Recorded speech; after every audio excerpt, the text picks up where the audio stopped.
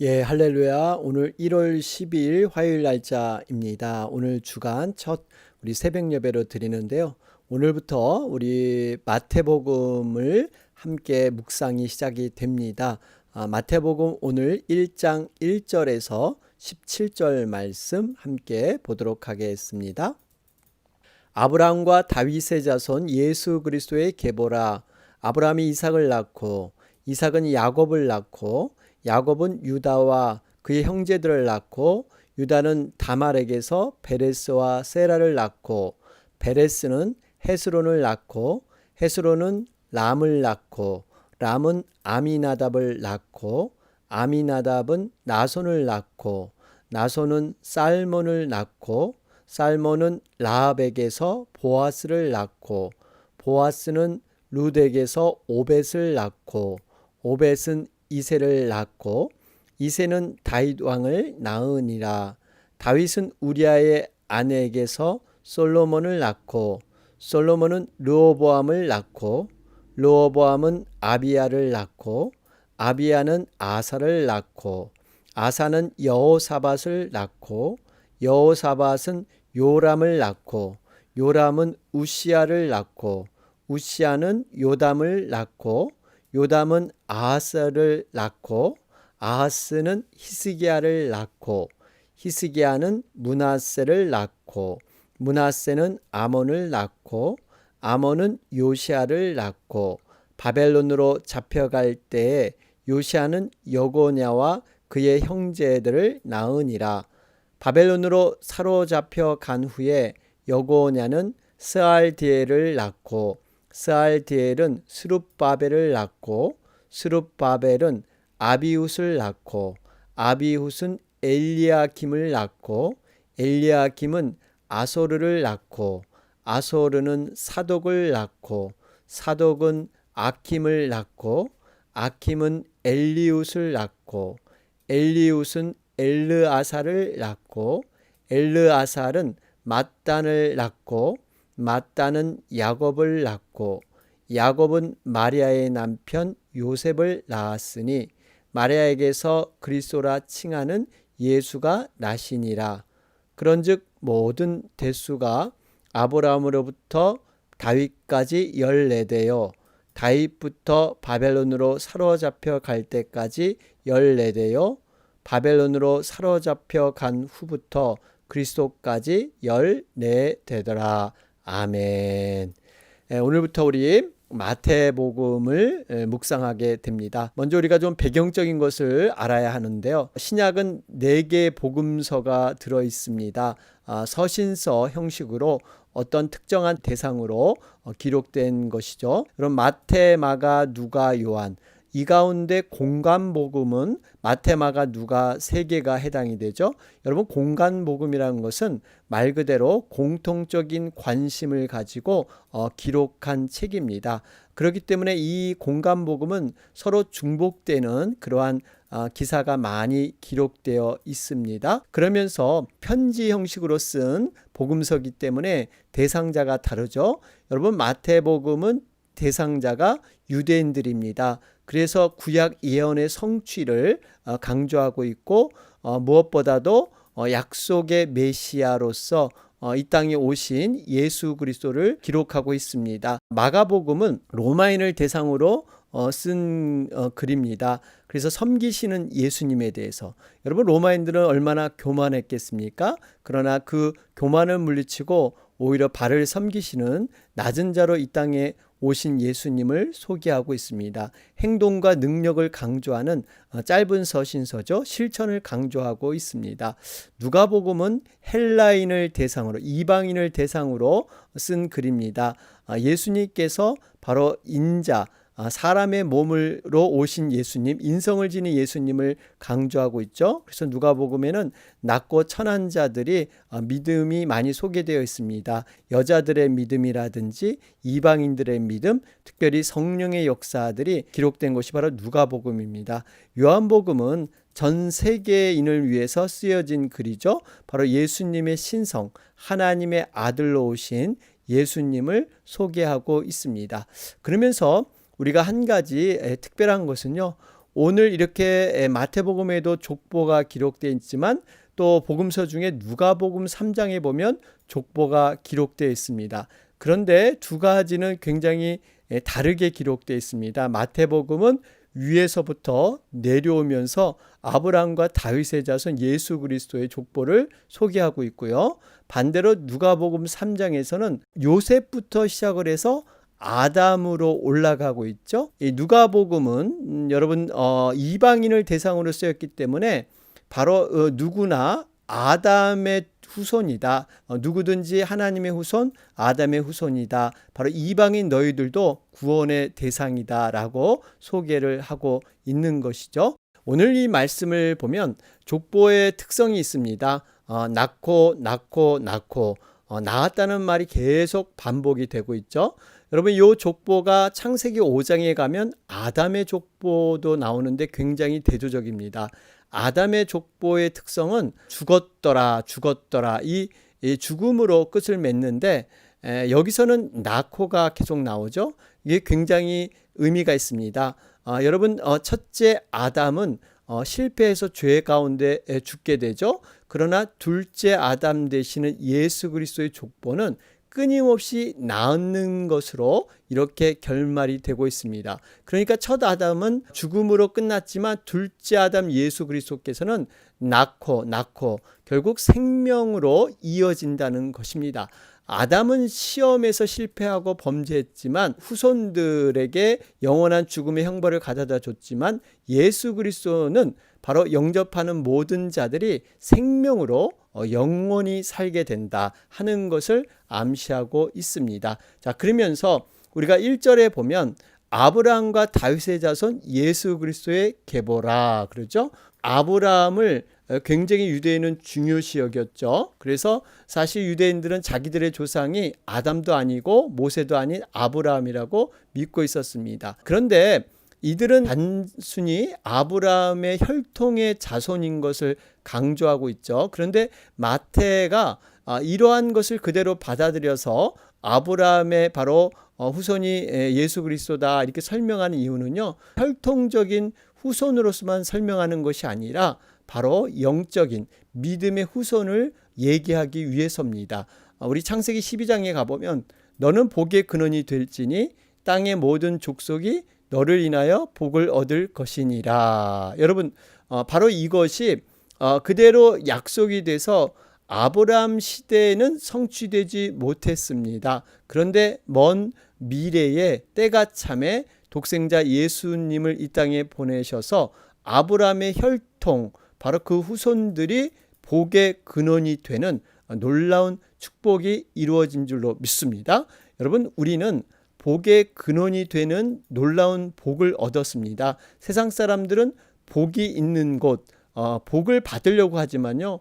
우리는 복을 통째로, 복덩어리를 통째로 받은 그러한 사람들입니다. 여러분 어느 것이 더 유익하겠습니까?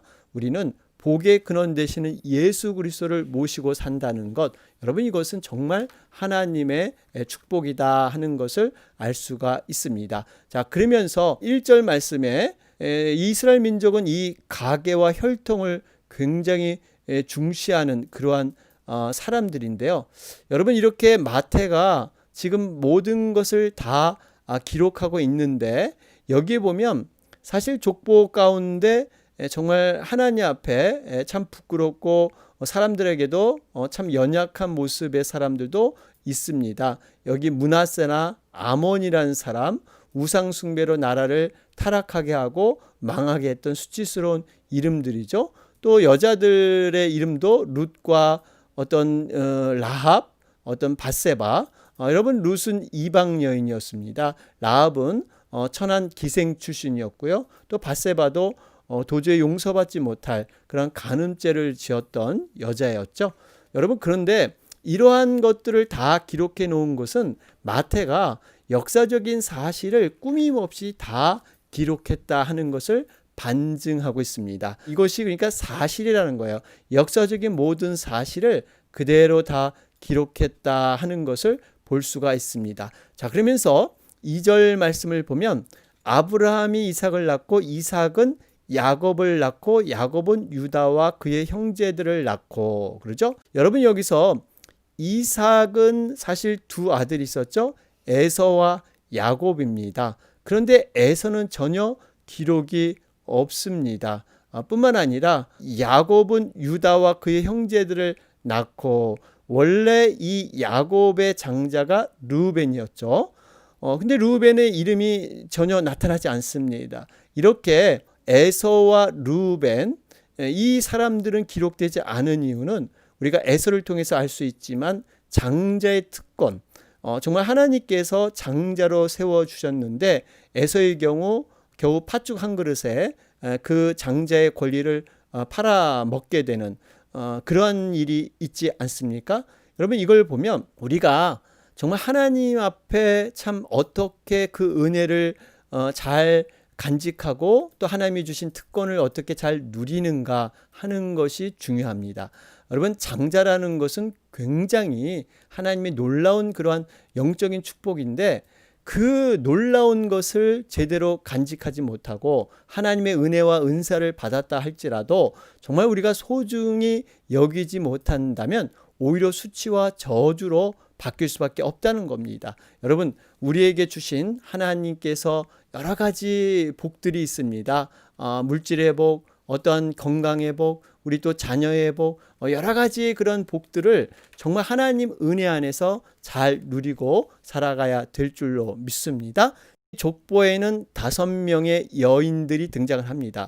여러분 족보에 여인의 이름이 등장했다는 것은요 정말 센세이션한 일입니다. 왜냐하면 보통 이 족보에는 여자들의 이름을 잘 올려놓지 않습니다. 그런데 여러분 예수 그리스도의 계보에 여인들의 이름이 올라갔다? 이것은 하나님께서 얼마나 누구든지 차별 없이 사랑하시고 구원의 은혜를 베푸신다라는 것을 볼 수가 있습니다. 여기 5명의 여인들이 등장을 하는데 첫 번째 여인이 바로 다말이라는 그러한 여인입니다. 여러분 이 다말이라는 여인은 가나안 출신의 여인이었죠. 시아버지인 유다를 속이고 그를 통해 아들을 낳았던 여인. 창세기 38장에 등장을 합니다. 참 어떻게 보면 부정한 행동을 한 여인이었죠. 그 다음에 라합이라는 여인이 등장을 합니다. 여리고 출신의 어떤 기생 출신이었죠. 특별히 5절에 보면 살모는 라합에게서 보아스를 낳고 이 살모는 여리고 정탐꾼으로 이렇게 여겨지는 그러한 사람인데요. 어쨌든 간에 바로 이 이방 출신의 기생도 예수님의 족보에 올라가고 있죠. 그 다음에 이제 보아스는 룻에게서 오벳을 낳고 이 룻이라는 여인 모압 여인이었죠. 과부였습니다. 그리고 마지막으로 이제 6절 말씀을 보면 다윗은 우리아의 아내에게서 솔로몬을 낳고 여러분 이 여인이 바로 밧세바라는 여인이죠. 이방 출신의 여인은 아니었지만 헷 족속인 우리아와 결혼함으로 이방인과 같이 여겼던 여인이죠. 다윗으로 더불어 간음죄를 저지르게 한 여인. 그래서 여기 보면은 사실 마리아를 빼놓고는 다 좀 정상적이지 못한 과거에 아주 치부스러운 그러한 죄악들이 들어있는 여인들. 그럼에도 불구하고 하나님께서는 이러한 사람도 다 사용하셔서 하나님의 놀라운 약속을 이루신다는 사실입니다. 하나님의 은혜는요, 모든 것을 뛰어넘어서 인간의 여러 가지 인종과 성별과 신분, 여러 가지 도덕적인 편견을 뛰어넘어서 차별 없이 이루시는 하나님의 의가 있는 줄로 믿습니다. 그렇기 때문에 하나님은 누구든지 구원받길 원하시고 어떤 자라도 정말 하나님이 쓰시고자 하는 자를 하나님은 사용하신다 하는 것을 볼 수가 있습니다. 특별히 6절 말씀을 보면 여기 다윗은 우리아의 아내에게서 솔로몬을 낳고 왜 밧세바라고 이름을 직접 기록하지 않고 우리아의 아내라고 이렇게 기록했냐면요. 이것은 다윗의 허물을 간접적으로 의도적으로 드러내기 위한 그러한 것입니다. 여러분 사실 이 다윗 왕, 참 훌륭한 왕이었지만 간음죄를 저지르고 더군다나 살인죄까지 저질렀던 참 하나님 앞에 용서받지 못할 자지만 하나님께서 그러한 자를 용서하셔서 하나님의 위로와 은혜로 덮어주셨다는 것입니다. 여러분, 이 밧세바가 사실 다윗과의 그러한 관계에 의해서 아들을 낳았을 때 죽지 않습니까? 그런데 하나님께서는 이 솔로몬을 허락해 주십니다. 이 솔로몬을 또 여디디아, 여호와의 사랑을 입은 자다, 하나님이 칭해 주셔서 하나님의 위로를 주지 않습니까? 이게 사무엘하 12장의 내용인데요. 여러분, 이걸 보면 정말 이렇게 부정한 여인 돌로 맞아서 죽어야 되는 죄를 지은 그러한 여인이지만 하나님께서요 정말 은혜와 용서를 통해서, 궁유를 통해서 나중에 이 솔로몬 왕을 세워서 하나님의 성전을 짓게 하는 은혜까지도 베풀어 주십니다. 여러분, 이걸 보면 정말 죄가 있는 곳에 그 회개가 있고, 회개가 있는 곳에 용서와 궁휼이 넘침으로 말미암아 다시 한번 하나님께서 정말 쓰시는 귀한 일들을 볼 수가 있습니다. 우리가 적용해야 할 것은요, 인간의 어떤 도덕적인 잣대, 내 개인의 편견과 판단으로 우리가 모든 것을 다 결론 내려서는 안 된다. 하나님의 역사는요 정말 우리의 이성과 상식을 뛰어넘어서 이루어진다는 거, 이것을 우리가 보게 되죠. 자, 그러면서 10절 말씀을 보면 히스기야는 므낫세를 낳고 므낫세는 아몬을 낳고, 여러분, 히스기야는 참 선한 왕이었죠. 그런데 그 아들 므낫세는요 이스라엘 역대 왕 중에 가장 악한 왕으로 기록되어 있습니다. 이방 족속의 우상을 섬기는 것은 물론이고요, 신접한 자, 또 박수를 불러가지고 점을 치기도 했습니다. 사람을 불 가운데 지나게 하는 아주 가증스러운 온갖 범죄, 심지어는 성전 가운데 이방 제단을 들여놓고 하나님의 영광에 정면 도전했던 왕이 므낫세 왕입니다. 오죽했으면 하나님께서 보다 못해서 예레미야 15장에 이런 말씀을 하셨어요. 내가 므낫세로 인하여 이스라엘 백성들을 세계 열방 중에 흩으리라. 그러니까 북이스라엘이 멸망하게 된 직접적인 원인의 하나가 므낫세 왕의 악행 때문이었습니다. 정말 어떻게 보면 인간적으로 봐도 또 한 국가의 왕으로도 자격 없는 이러한 므낫세, 그런데 하나님께서는요 이러한 자도 하나님이 사용하셔서 결국에는 다윗 향을 향한 하나님의 언약, 이것을 완성시키십니다. 분명히 다윗과 언약을 내 집과 내 나라가 영원히 보존되리라. 여러분, 이걸 보면 분명히 하나님께서는요 예수 그리스도를 중심으로 모든 일을 이루시고 일하고 계시다. 그래서 우리가 정말 진정한 구원받는 사람들이라면요 하나님의 생명책에 기록이 되는데, 그런 것이 사실은 내가 그럴 만한 자격과 공로가 있어서 그런가? 그렇지 않습니다. 우리가 정말 자격 없고 하나님 앞에 내세울 거 없는, 어떻게 보면 므낫세와 같은 참 불충성한 이러한 사람들인데요. 그럼에도 불구하고 하나님의 절대적인 은혜를 통해서, 하나님의 약속을 통해서 우리는 이렇게 하나님의 자녀로 생명책에 기록되는 줄로 믿습니다. 자, 그러면서 우리 12절 말씀을 보면 바벨론으로 사로잡혀 간 후에 여고냐는, 그러죠. 이 여고냐가 누구냐 하면요 바로 요시야 왕의 손자인 여호야긴 19대 왕이죠. 여러분, 요시야는 남유다의 16대 왕입니다. 요시야에게 4명의 자녀가 있었죠. 그 중에 바로 16대가 요시야 왕이고요. 17대 왕이 바로 여호아스, 그러한 살룸이라는 왕이고요. 18대가 여호야김, 엘리야김이라고도 하는데, 여호야김의 바로 아들, 그 아들이 여호야긴 여고냐라는 왕입니다. 그런데 이 여고냐는요 석 달 만에 바벨론으로 포로로 끌려가고 말게 됩니다. 여러분, 사실 생각해 보세요. 왕이 바벨론 적진의 포로로 끌려갔다 하면요, 나라는 완전히 망한 것과 다름이 없습니다. 바벨론의 포로로 끌려가서 어떻게 보면 지금 하나님의 약속이 끊어지는 것 듯한 이러한 모습이 보입니다. 마치 풍전등화, 바람 앞에 촛불이 꺼져가는 것 같은 그러한 모습이지만, 여러분, 이것을 예레미야가 정말 선포하듯이 이제 때가 차면 다시 그 70년의 포로 생활을 마치고 다시 예루살렘으로 돌아올 것이다. 여러분, 그렇게 예언하지 않습니까? 그 희망을 통해서 그대로 하나님은 일하신다는 사실입니다. 이것을 보면 우리가 이런 구원의 역사들, 어떻게 보면 구원의 문이 닫힌 것처럼, 정말 이것이 불가능한 것처럼 여겨질지 모르지만, 하나님은 여전히 일하고 계시다는 사실이에요. 바울이 그렇게 로마에 가고자 했는데요,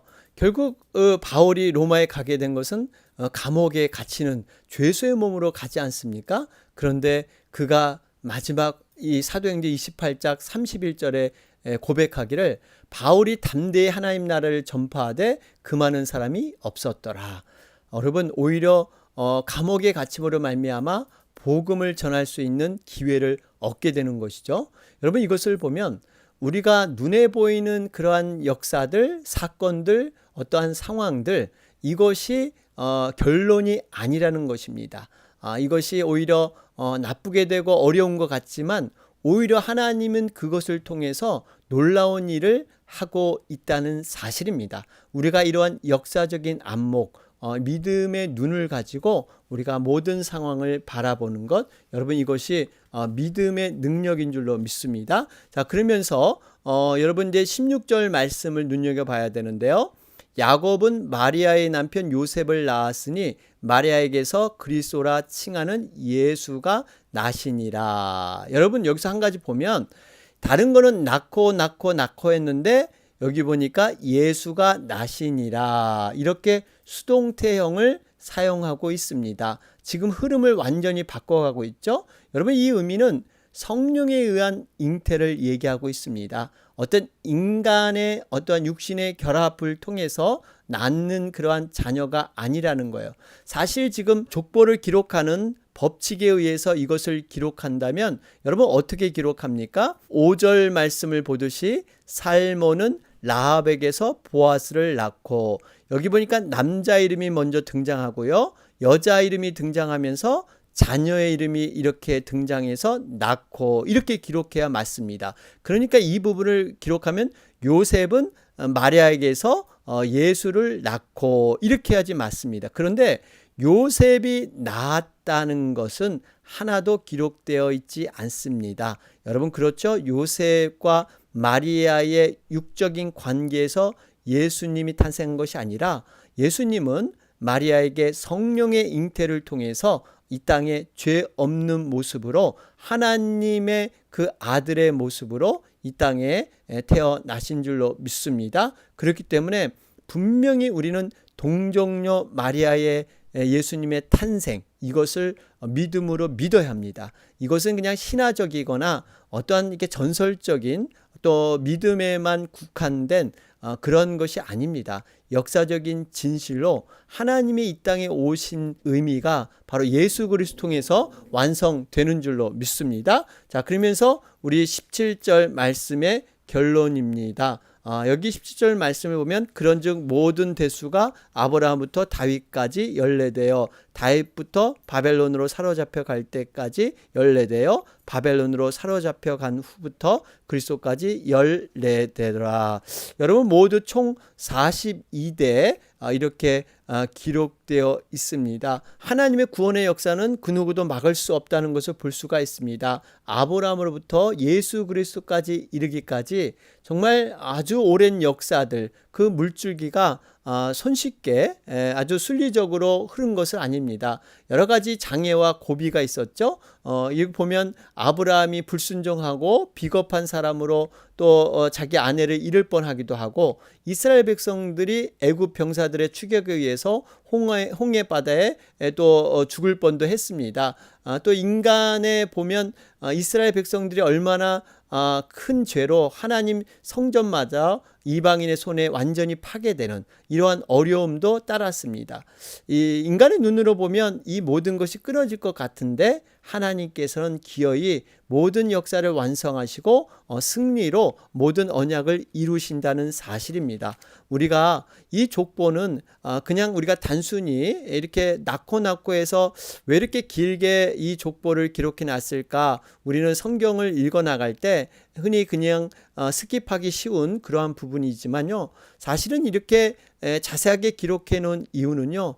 이 이스라엘 역사 속에서 하나님께서 얼마나 열심히 그 약속을 성취하기 위해서 노력하시고 그것을 완성하셨는가를 볼 수가 있습니다. 반면에 인간들은 얼마나 하나님의 약속을 저버리고 자기의 이기적인 생각으로 인간의 연약함과 실수를 이렇게 담아내고 있는 것이죠. 여러분, 오늘 다시 한번 우리가 생각해야 할 것은 내가 이 자리에 있기까지, 내가 하나님의 자녀가 되기까지 얼마나 많은 그런 하나님의 참으심과 인내와 긍휼이 있었는가, 그리고 나의 실수와 나의 연약함이 얼마나 많았는가. 그럼에도 불구하고 예수 그리스도의 그 은혜로 우리는 이 자리에 서 있는 줄로 믿습니다. 자, 오늘 말씀 기억하면서 우리 화요일 날짜인데요.